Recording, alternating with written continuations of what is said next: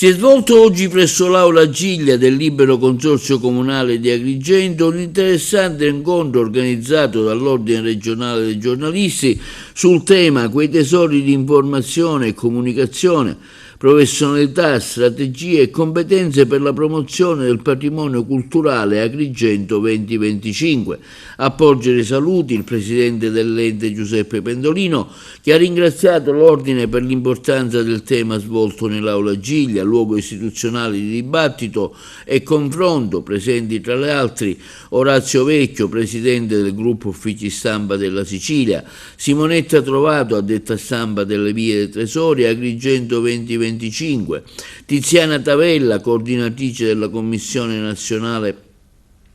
Lavoro Autonomo della Federazione Nazionale Stampa Italiana. Il presidente Giuseppe Pendolino nel suo intervento ha posto l'attenzione sulla libertà di stampa, diritto garantito dalla Costituzione, e soprattutto sulla necessità che le notizie vere non siano superate dalle fake news, come accade negli ultimi anni.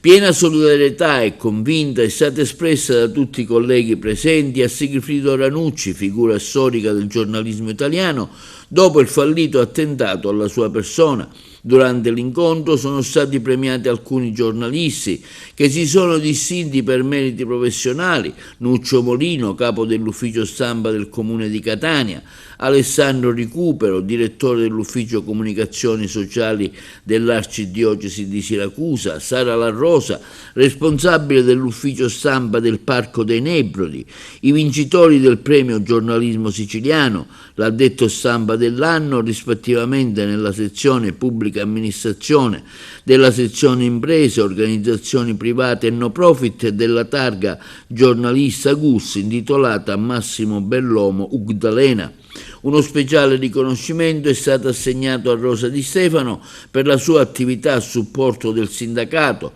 Il premio, giunto alla sua 6ª edizione, è organizzato dal GUS, Gruppo Uffici Stampa, specializzazione di Assostampa Sicilia, in collaborazione con lo stesso sindacato regionale e l'Ordine dei Giornalisti di Sicilia.